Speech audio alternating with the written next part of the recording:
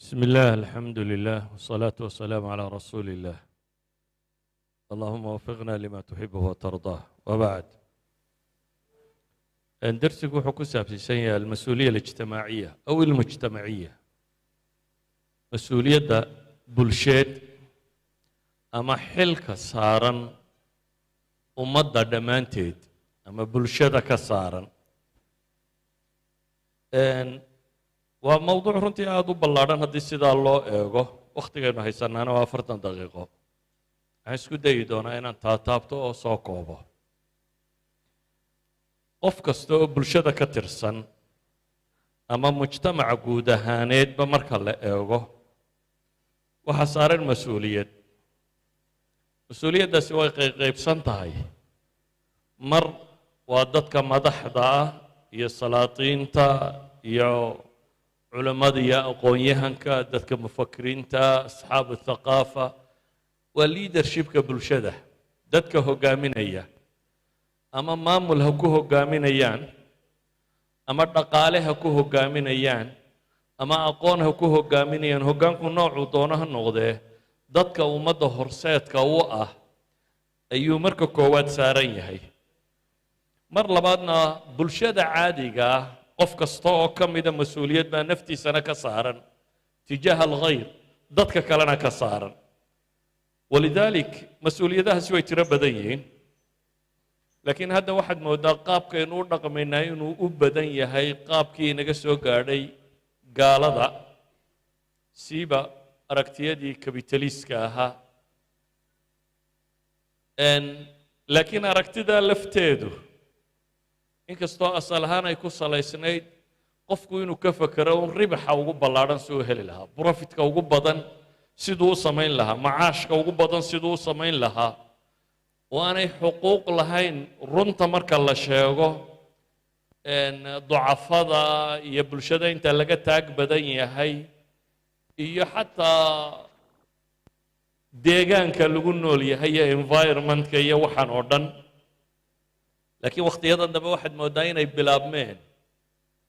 siiba qarnigii 20aad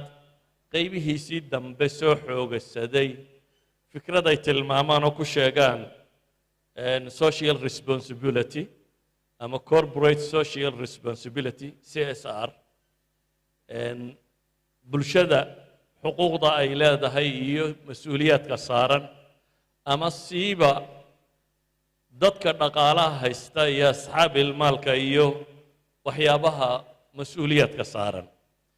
waxaan leenahay markaa insaanka sidiisa loo eego hadduu iimaan la'aan qabo waana iimaanku xoog badnayn ilaahay baa qur-aanka ku sheegay nooca uu yahay inuu selfish yahay keligii inuu noolaado inuu rabo ina alinsaana khuliqa haluuca idaa masahu sharu jazuuca waidaa masahu alkhayru manuuca إلا المصلين الذين هم على صلاتهم دائمون والذين في أموالهم حق معلوم للسائل والمحروم والذين يصدقون بيوم الدين والذين هم من عذاب ربهم مشفقون إلى آخر الآيات إلهي وحط الماما يا إنسان كإن لا أبو ريس وقوة هلوع لماذا مفسرين توحي كل شيء والله بدنا يدود صوص عدا وحي فسير إياه هدي dhibi qabsatana waa mid argagax badan hadduu wax helana waa mid aan laga fujinin si kale waxay dhahdaan ninkii fiisiksyahankii caanka ee qarnigii 20aad ee Albert Einstein la odhan jiray ayaa wuxuu yidhi laba shay xuduud ma laha buu yidhaahdaa alkown waljahli albashari buu yidhi universka kownkan aynu ku noole ilaahay abuuray ballaciisu xuduud ma leh bini aadamku garan maayo ka labaadna buu yidhi aqoon darrada bini aadamkuna xuduud ma leh buu leeyahy waa ninka ilaahayeen waa caqligii ugu ballaadhnaa ee fiisiisyahan ama aqoon-yahane dunida soo maray ayaa wuxuu leeyahay dunida ballaceeduna xad ma leh aqoon darrada bini aadamkuna xad ma leh axadu ducaat baa isna wuxuu yidhi malaa qodob saddexaad in lagu daraabaa fiicnaa buu yidhi oo odhanaya jashaca iyo طamca hunguriga bini aadamka iyo haysashadii iyo lexejecladiisuna iyana xad male in lagu daraaba roona lahayd buu leeyahy labadaas iyaguna kuwaasay daba socdaan ودواك النبي يقول عليه الصلاة والسلام لو كان لابن آدم واديان من مال لابتغى ثالثا ولا يملأ جوف ابن آدم إلا التراب يتوب الله على من تاب. حديث صحيحين كويا لي بن آدم كهدو لي هي لبوادي أو حولاه حديث كروايات قال لبوادي والذهبة متصد حد بديدي لها النبي يقول عليه الصلاة والسلام جوف ابن آدم مبوح سعيد بكدرج كراب النبي كتل مامي عليه الصلاة والسلام كاسوا باهدا وبن آدم وقبا ينان وحبا ضافن دنك كلنا وحاو النبي كتل مامي يهدوه هلنا إنه يهي جشع عجيب لا نهاية له وأهنان وحبا بحن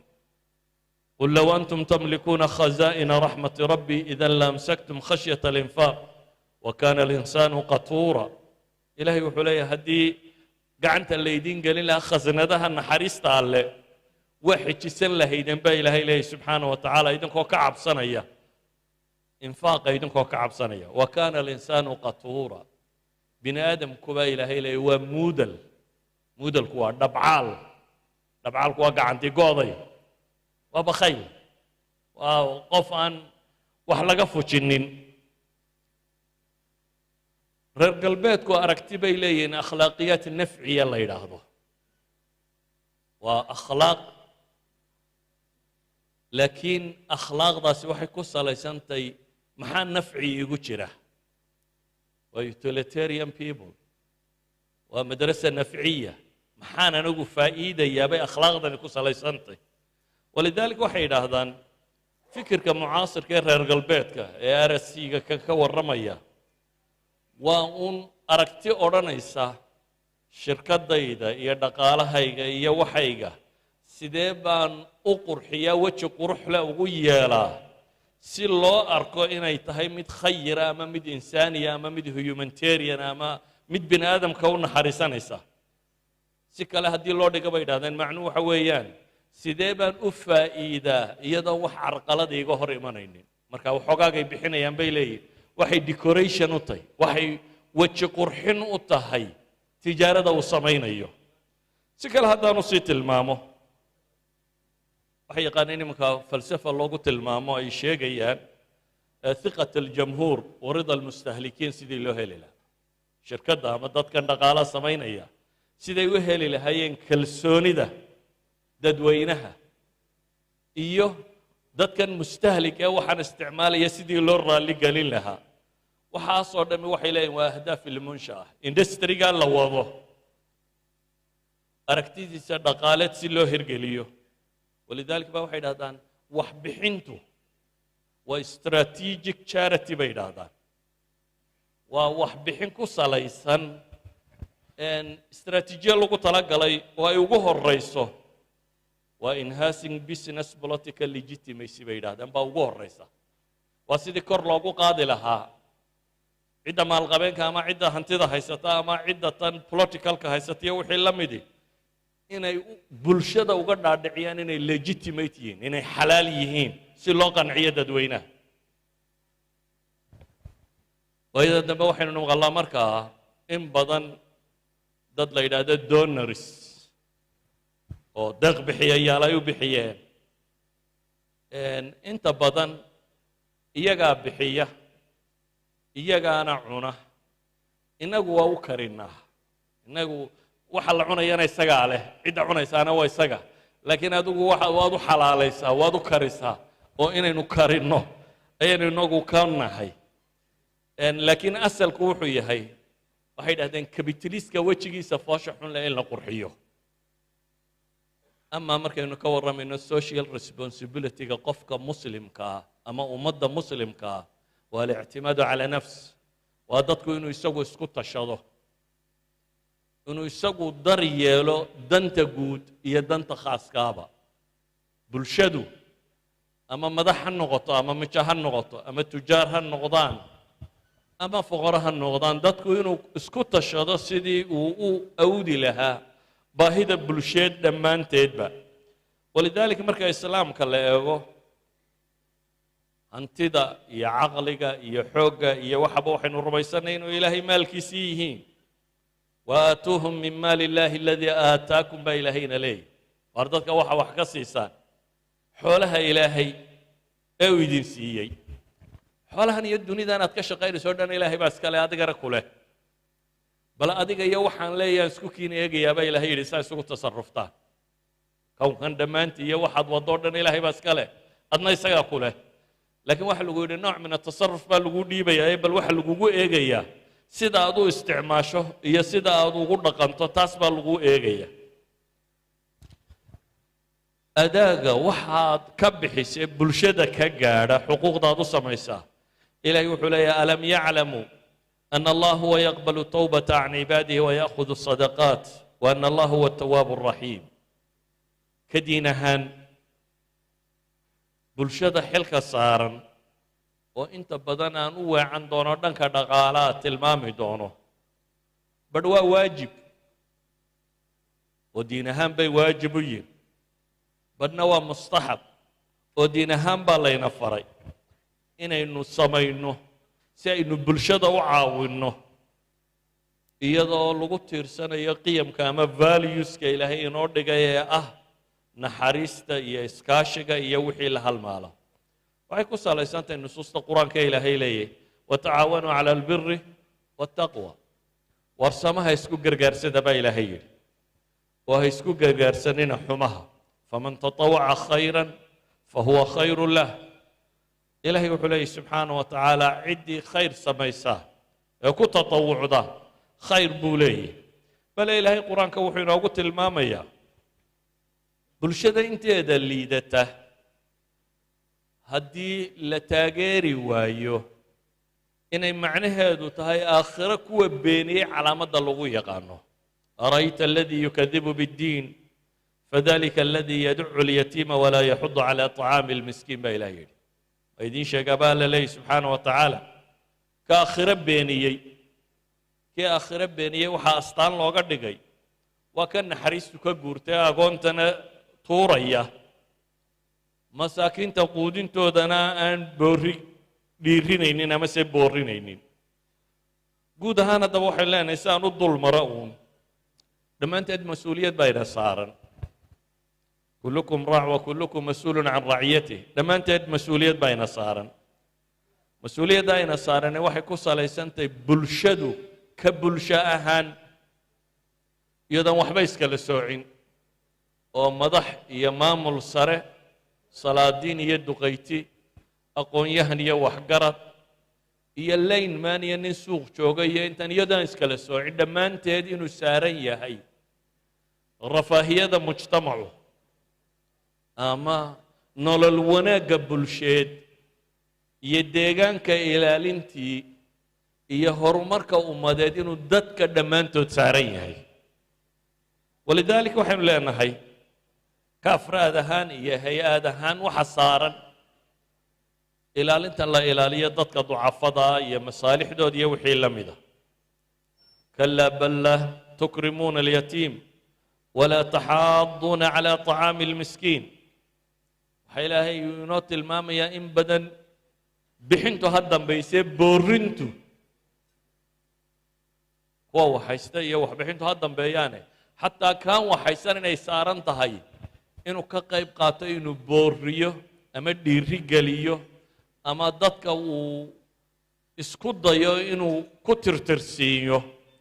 inay inta baahan ama inta liidata ama bulshada inta dan yartaa in wax la siiyo nabiguna calayhi الsalaatu wasalaam wuxuu ku tilmaamayaa الsaaci calى اlarmala wاlmiskiin kalmujaahidi fi sabiili الlah aw اlqaa'im اleyla الsaa'im الnahaar qofka haweenka laga geeriyooday ama masaakiinta ama dadka dan yartaa wax tara inuu la mid yahay sidii mid ilaahay jidkiisa u jihaatamay ama uu la mid yahay kan habeen iyo maalinba taagan habeenkiina salaad u taagan maalintiina sooman macnaheedu waa maxay macnaheedu si kale haddaynu dhigno waxa weeyaan cibaadaadka ilaahay loogu dhowaadaa ilaahay wuxuu inoogu tilmaamaya inay soonkanina ka mid yahay la soomaa istaaggan habeenkii la istaagana uu ka mid yahay jihaadkan alle dartii loo jihaatamaana ay ka mid tahay kuwa inay u dhiganto bulshada ducafada taageeradoodu inta bulshada liidata ama aan gacantooda wax ku jirin taageeradoodu inay u dhiganto waxay dhahdaan culimmadu haddii la eego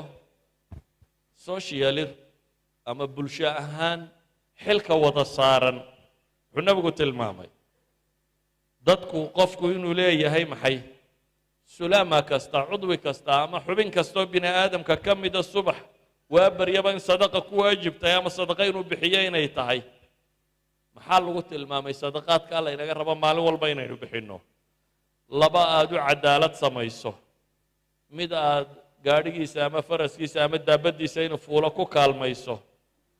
mid aad la xamaasho alaabtu qaadanayo eray fiican oo aad mid ku tidhaahdo waddadoo aad qashin ka dudo iyo wixii la mid ah yacni waa bulshada wixii anfacayay nooc kasta uu yahayba inuu ka mid yahay sadaqaadka la bixiyaa buu tilmaamaya sawgeed buu nabigu calayhi salaatu wasalaam xadiistan sheegaya inta badan saxiixaynkay ku yaalliin wuxuu nabigu tilmaamay waxaan arkay nin jannada isku rogrogaya laan uu ka jaray dadka muslimiinta waddadooda yacni wuxuu qaaday xilka ah waddada dadku marayaan inuu u tacbiidiyo ama u hagaajiyo si ay u noqoto waddo toosan oo la mari karo saa daraaddeed ba waxaa lagu tilmaamayaa kaasi adal muslimiinka ka zuuliyey dhibtaa muslimka soo gaadhayay inuu jannada ku raaxaysanayo waxau nabigu calayhi salaatu wasalaam si guud u tilmaamay man kaana fii xaajati akhiih kaana allahu fii xaajatih baahida walaalkii ninka daboola ilaahay baa isna baahidiisa daboola baahida walaalkii baahidu ama mid psychological ha ahaato ama mid aqooneed ha ahaato ama mid calooleed ha ahaato inta badan dadka wuxuunbaa ku soo degdega baahida tan caloosha laakiin mid kastaba ha noqoto ku jaahiloo wax la bara ha noqoto ku nabadgelyo u baahan oo nabad la siiya ha noqoto si qaab kasta oo bulshadaasi ay xil isugu saarto inay dadkeeda caawiso ilaahay baa qofkaa isna caawinaya baa lagu tilmaama qofka qof muslima kurbo ka fayda noocay doontaba ha noqotee oo kurubaadka adduunka ka mid ah ilaahay baa kurbadaha aakhire ka fayda qofka qof muslima sitriya astura ilaahay baa aakhire astura waxaan rabaa markaa anigoo war badan soo koobaya waxaa lagu tilmaamayo mas-uuliyadda bulsheed nooc kastoo ay u tahayba waxaynu u baahannahay inaynu inagu isku fillaanno inaynan shirkad reer galbeed ama urur reer galbeed oo madaniya iyo wax la mida dad aan lilaahida aqoonin ee iyagu decoration u wada dowladahooda ama shirkadahooda ama tabiciyada raba inay kugu hayaan siday wejigooda u quruxsan lahaayeen waana waxa iyagu qoraan maaha waxaan anugu saarayo laleeyahay wadaadada waxaa ka sheegaya waa iyagu buxuustooda ku saabsiisan corporate social responsibility-ga waxa ay ku macneeyeen waay wax loo bixinayaa aakhiraba ma rumaysnay leede waxaan wax u bixinayaa buu leeyahay shirkaddaa wejigeeda qurxinaya dadka aan wax ka iibinayaan rabaa inay si fiican tabaci ugu noqdaan waxaan rabaa meesha aan ka samaynayo hantida inaanay profit makingkaygu inaan wax caraaqila la kulmin wax dhiba la kulmin laakiin waxaynu leenahay haddii inagu wax badan waynu qabannaa laakiin waxaynaan inta badan systematic ahayn waanay nidaamsanayn marka qof waliba wuxuu isku dayaa individually keli inuu wax u qabto haddii wax yar la isku dayo wax badan baa la qaban karaya مثلا هذا واحد التلمامه بالشدة هذا قبطبة وأنا رانكر وكرت في عين كوا كلا واحد قبطان ويا كوا كلا سكول بي مسكول يركع لسانه طبعا بورد بيكو قرطان مركز بوردر كأخرجت دونيتر كاف وحكلوا فليه طبعا هي أدوات بكو قرنا ميد بحسي ميد ساق قادة ميد فليسي وأنا مسكول مركز أخرجت وحمد سورين سملا سكول كانوا بي ديسان أدوم بالقرنا يا مسكول شيء حاجة كحكته ويعني سكول كشقكم لها إذن iyagu wuxooda waxay isku dayayaan inay sheegaan sheegistooda tirada badan la waxay dadka ka dhaadhicisay donors niman la yiraahdo wadankaba wada inay jiraan wax walba iyagu bixiya war nimankani waxoodaynu u karinaa iyagaa cuna iyagaana soo qaata horta dee ku qabsan mayno tolkood bay ka keeneen oo idinku ma lihidin laakiin waa u bislaysaan si ay u cunaan baa idinku tihiin dheriga ciddii u karinaysay innaga dad badan baa wax qabta maalan hargeysa iyo magaalooyin kaleba waxaa ka jira mashaariic la yidhahda miskiin kalkaal oo dad xaafadaha ka tirsan oo isxilqaamay ay wadaan oo dad ay isku dayaan xaafaddaa dadka deggan wixii xaafadan yare ku jirta intay tiro koobeen ay bil kasta waxay cunaan siiyaan laakiin board ma leh meella kuma qora waana boqolaal iyagoo hadday 10 qof wax siiyaan 10 buul baa loo dhisaa dabeetana iclaamkuna wuu sheegaa dowladduna way sheegtaa jaraa'idkuna way sheegaan meel walba waa laga sheegaa in doonarkani wax bixiyey laakiin doonariskan masaakiinta ah ee magaalada hargeysa degani boqolaal xaafadood baa jira oo ay wax siiyaan waxaa jira mashaariic la yidhaha jaar wanaag sana xaafadaha hargeysa ka mid ah waxay tilmaameen xaafad baa isu tagtay war bal jaarku ha isbarto jaarkaa isbartay markii dambena waxaa la go'aansaday bal jaarka wixii baahan aan eegno way soo tira koobeen waxay go'aansadeen inay xaafadda gudaheedu wax iska ururiso qoysaskii baahnaa in la yidhaahdo dukaankaasi ama bakhaarkaasina raashinka qaydhin ka qaata bishiina intaasaa u baahantahay suuqa ku taga waxay xaafaddu iska ururiseen wax buuran maaha waxaa yarbaa waxay sababeen inay jaar wanaag dhisaan 100 guri 50 guri dadka isku xiga inay jaar samayn karaan waxaa ka jira maalan magaalada hargeysa dadyow maanta dee kapitalisnimadaynu ku sii socnaa waxa weeyaan maalan maanta waxbarashadu laga bilaabo qur'aan ilaa jaamacad waa maxaad haysataa waayo systemkii dowladnimo ee qaadi kari lahaa ma haysano inta ay qaaday waa in kooban dadkana kuma filla intii kale xaggay wax ka baranayaan dad baa iskuulle iyo jaamacaad iyo wax private sameeyey dhulka ay sameeyeen although ay marka hore profit minded yihiin laakiin haddana dantu waxay ku qasabtay meel walba inuu joogaan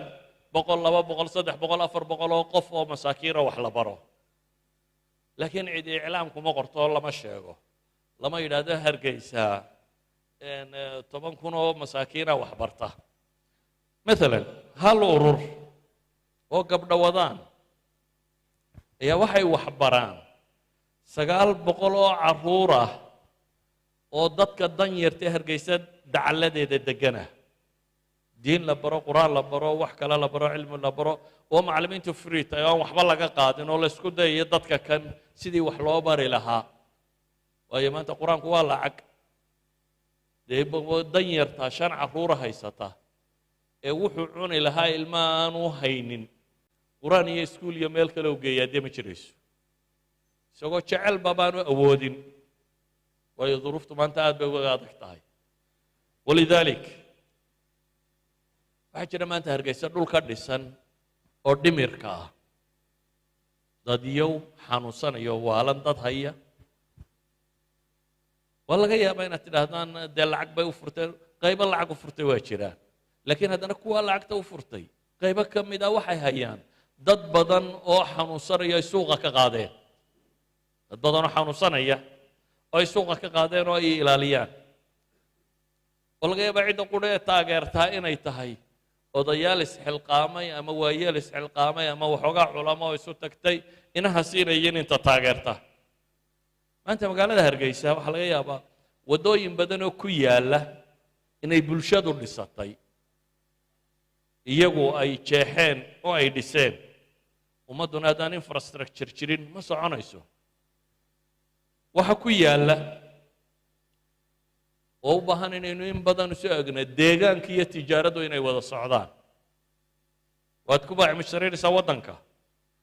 laakiin waxa aad xumayso waa inaad mas-uuliyaddeeda qaadaa siiba dadyowga baacmushtarka ee waaweyn wax badan baa jiro environmentka uu ka xumaynaya maalan tusaalayaal kooban baan idin siin waddooyinka ayaa isticmaala dadkao dhan baa isticmaala laakiin yaa u badan ee burburiya waxa u badan dadkan raashimada keena iyo waxa keena gawaadhida waaweyn iyo waxa kan baa u badan waayo gaadhi 12 tan ama 24 tan markaad mariso waa qasab idan responsibility-ga inaad adigu ka badan tahay kan miskiinka ee dukhaanka wata waa inay kaa dhaadhacdaa si kale markaan u dhigo maalan hargeysa xashiishka ugu badan yaa keena kow waxa keena qaadka gaadhi kastoo qaadii wuxuu keenaa maxay dee inta la cunayo intay ka cunaan marka laga reebo imisaa soo hadha garaabo imisaa cawsaara imisaa wax ku xidhnaa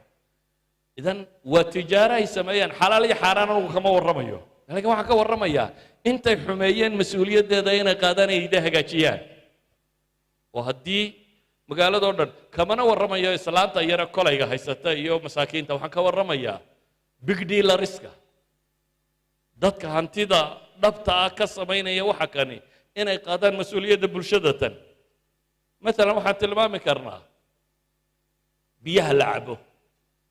mise cagadood baa maanta magaalada lagu tuuraa iyo responsibility-ga leh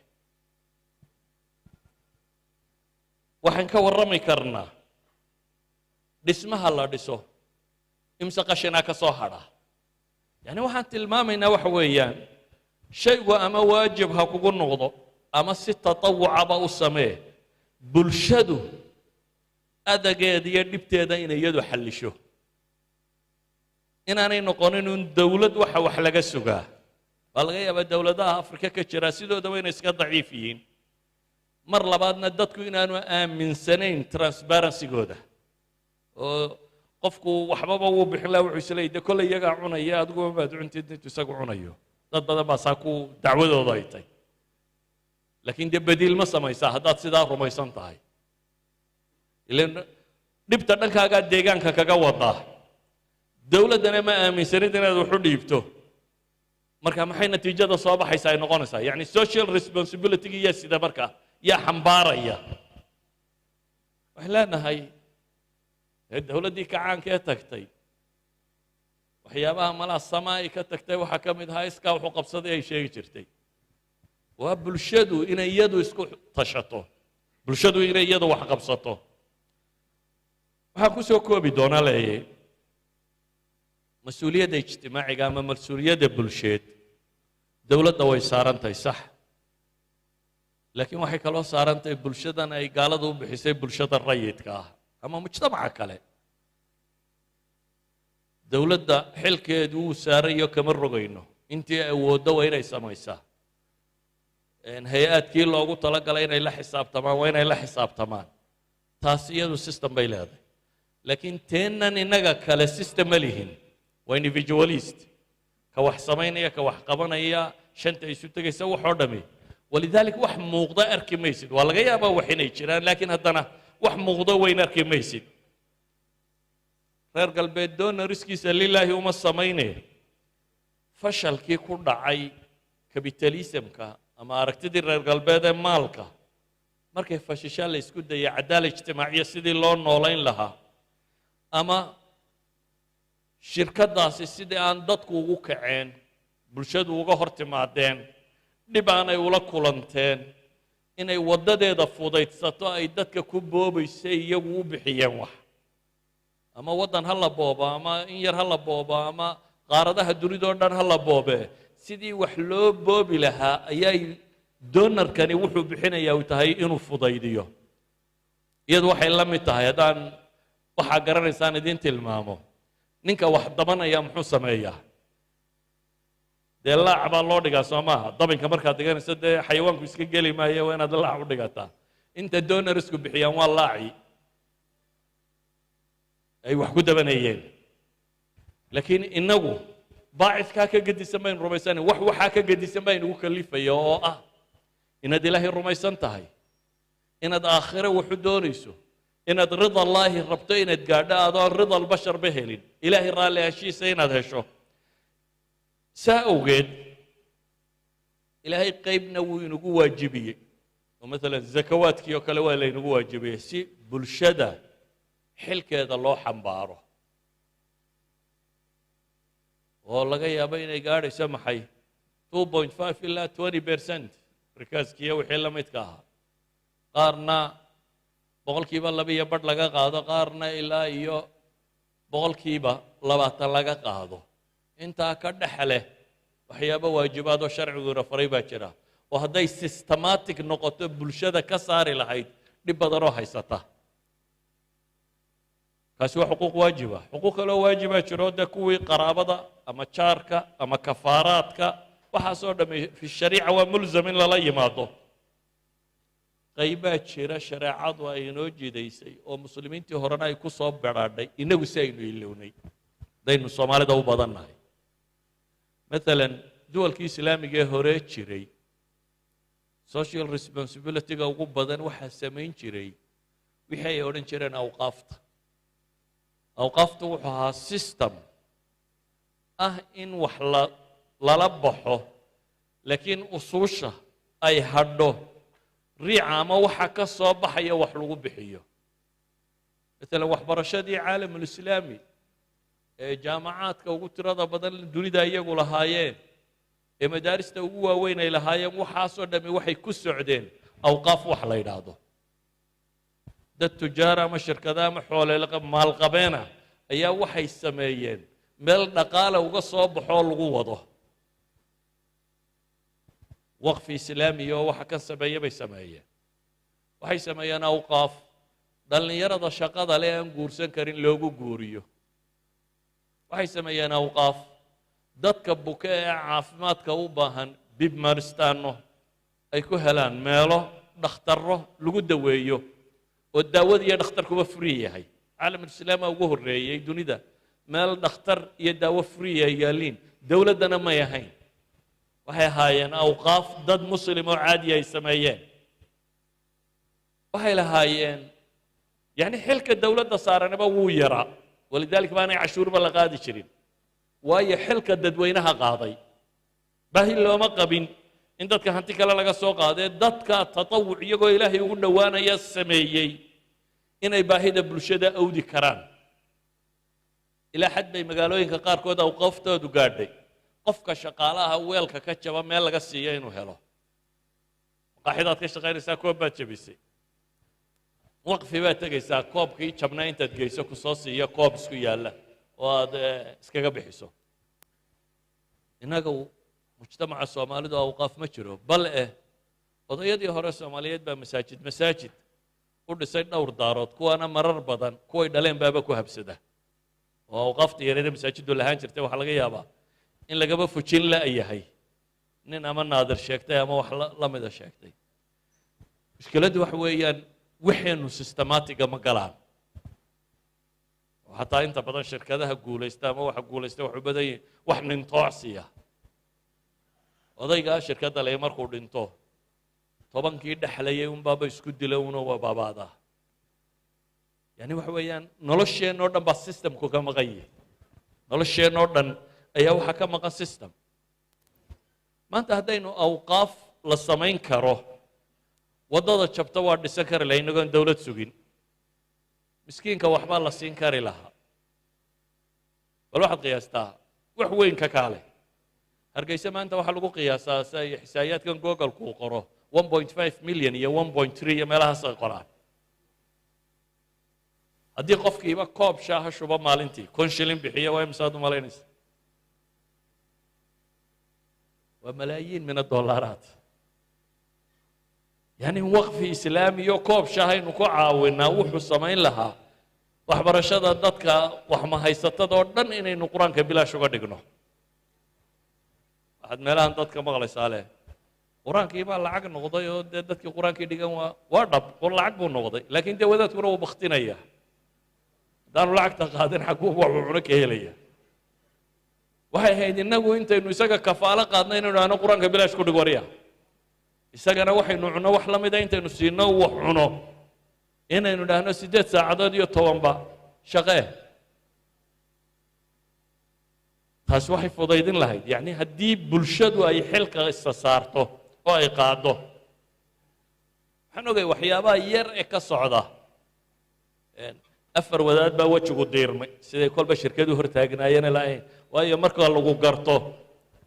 kolba nin ordayuma xasan cabdisalaam inooge xasan xagu idin geey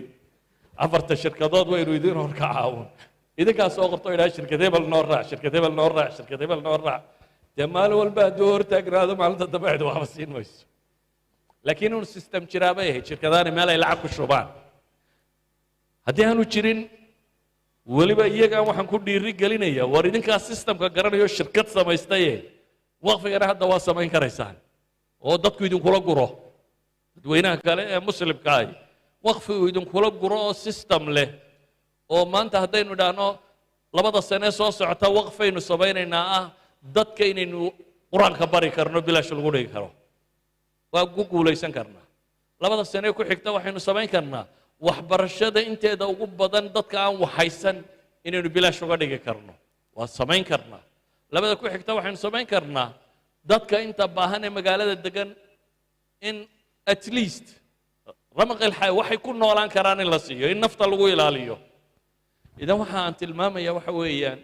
social responsibility-ga dadka muslimiinta saaran nabigu wuxuu leeyahay calayhi salaatu wasalaam khayru nnaasi anfacuhum linnaas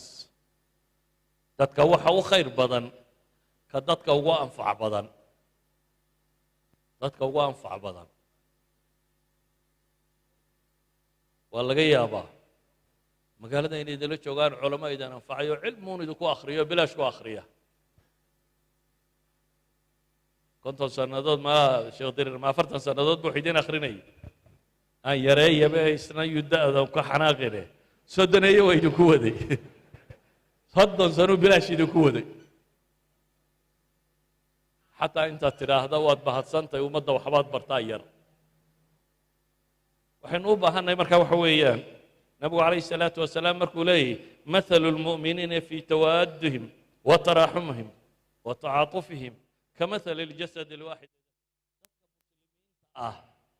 isu danqadkoodu waa sidii jidh qura buu nabigu tilmaamaya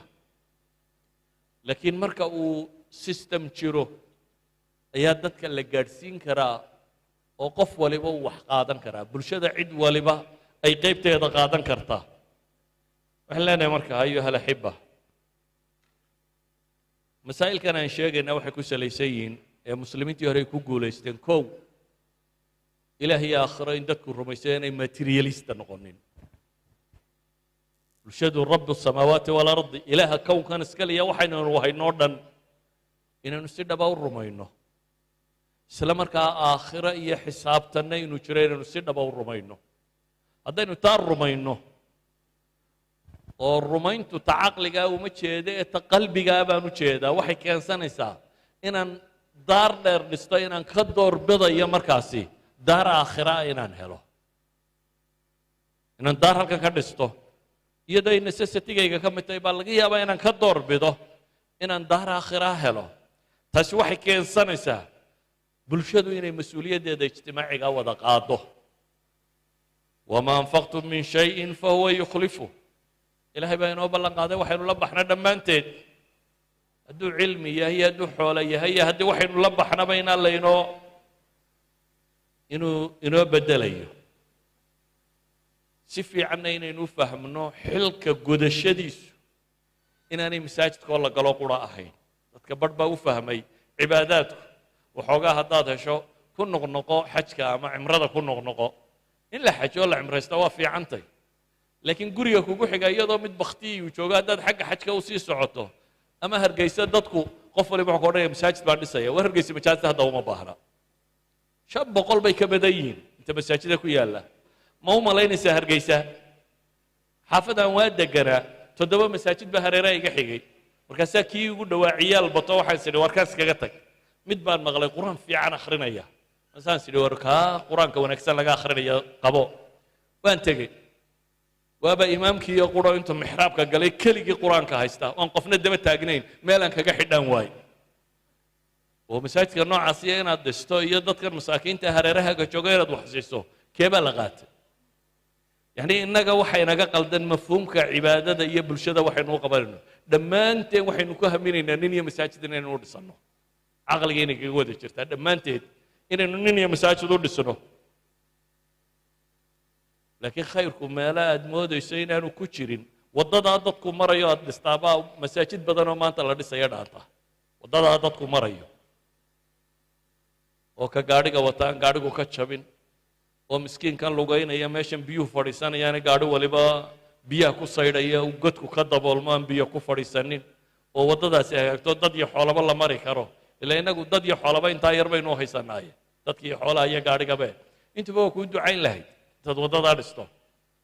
waxaan uga dan leeyahay markaa nebi maxamed calayhi salaatu wasalaam markuu ajarka tilmaamayay saxaabadii wuxuu u tilmaamay wa fii budci axadikum sadaqa midkiin inuu gabadhii haweenayda uu qabo inuu sariirta ku raalli geliyo ayaa ajar ku jiraa baa la yidhi yani ilaa hada alxad ayuu nebigu ku tilmaamaya cibaadaadku inay yihiin ninkii xoogga weynaa saxaabada arkay nin jafajugloo meel maraya markaasay idhaahdeen ninkaa wuxuu xoog hayo alla fiicnaan lahayde inuu jihaad ku gala ayay yidhaahdeen markaasuu nebigu wuxuu ku yidhi calayhi salaatu wasalaam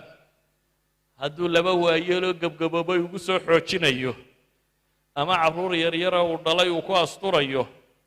ama uu naftiisaba baryada kaga celinayo fa huwa fii sabiili illaahi buu nebigu yidhi ilaahay jidkiisii buu hayaa kaas saxaabadu waxay leeyihin isagoo jihaadka galaa ka fiicnaan lahayd ninkani waxaanu feedha haysto iyo xoog waxa laynoo tilmaamaya waxa weeyaan war bulshadu waxay u baahan tahay inay yeelato social responsibility-ga inay dareemaan siiba dadka madaxda u ah dadka hoggaanka u ah gaar ahaan dadka imkaaniyaadka u haysta ay u suurtagaltay inay wax qabtaan waa dadka hantida qaba waa dadka maalqabeenka waa shirkaadka waaweyn waa dadka wax qaban kara waxaan leenahay markaa social responsibility-gaynu u baahan nahay ma aha eed wax walba inaynu dawlad ka sugno systemka islaamiga dawladuhu waa wax yar oo la koobo laakiin waxaa badan bulshada caadigii waxay qabsato aanay ninaba ka sugin ayaa tiro badan leh waxaan ku soo koobaya waa salaadii baa gaadhay social responsibility-ga islaamigu wuxuu ku salaysan yahay iimaanka iyo cadaaladda iyo akhlaaqiyaadkaasi qofka muslimka uu ilaalinayo iyo takaamul in la is dhammaystiro waxaas waxay u baahnaayeen inaynu sharaxno laakiin intaasaan ku soo koobaya wasala allahu calaa muxamedin wala alihi wasaxbihi wasalam